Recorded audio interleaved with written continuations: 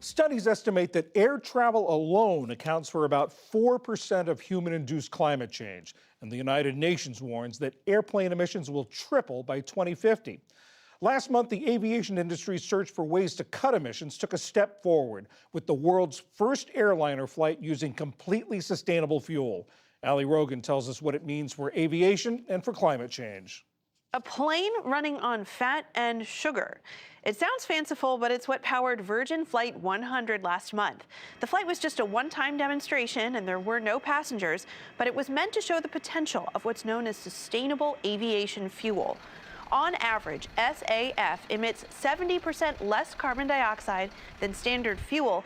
That could make a big difference for airlines, which emit more carbon than any other form of transportation. All told, about 800 million tons of it across the industry last year. But decarbonizing these high-speed jets is slow going.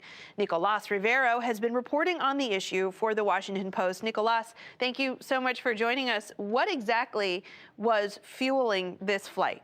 In this case, it was a mixture of sustainable fuels that was made from waste fats and kind of plant sugars. And all told, they emitted about 70% less carbon than standard jet fuel would. How does this type of fuel get made? So sustainable aviation fuels are a really broad category of fuels that can be made from a lot of different sources. The main thing is they're not made from petroleum, but they might be made from crops like corn and soybean. They might be made from used cooking oil. They could be made from sewage or municipal waste. The key part of their definition is no matter what they are, they're not made from petroleum and they emit at least 50% less carbon than standard jet fuel. And what is needed to get this fuel made, in addition to, I would imagine, a lot of money? One of the issues with this right now is there's very little sustainable aviation fuel in the market.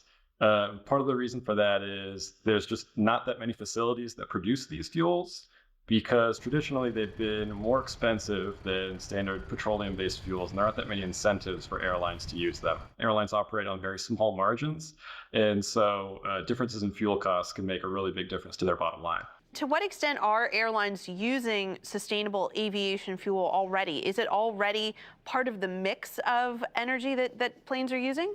It is part of the mix. It's a tiny part of the mix. So last year, airlines used 15 million gallons of sustainable fuel, which is less than 0.1% of the overall consumption of jet fuel in the US. So what then is keeping commercial airlines from using more of it? Why isn't it used more widely? What are some of the barriers to that? I mean, cost is the biggest thing. And the way that you bring down costs is you scale up production. And so there's some efforts to make that happen right now, but it has been slow going so far.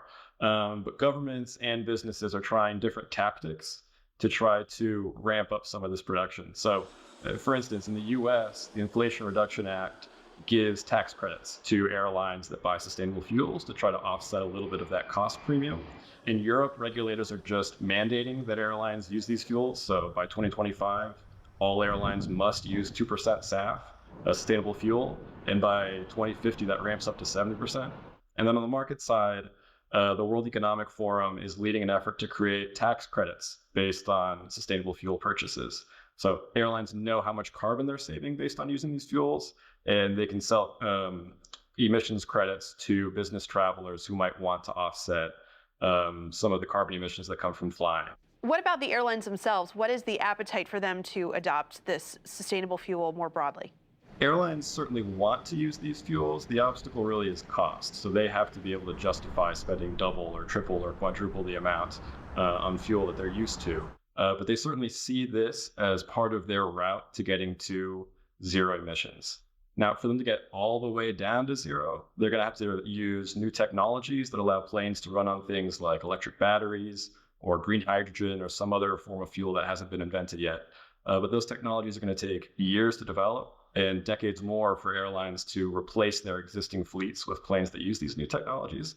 So in the meantime, the best route that airlines have to reduce the carbon emissions from their fuel is through these sustainable fuels that will emit something between 50% and 80% less carbon than the petroleum-based fuels that they typically use today. The trade organization for the airlines wants to reduce net zero emissions among its members by 2050. Is that feasible, and can sustainable aviation fuel get these airlines there?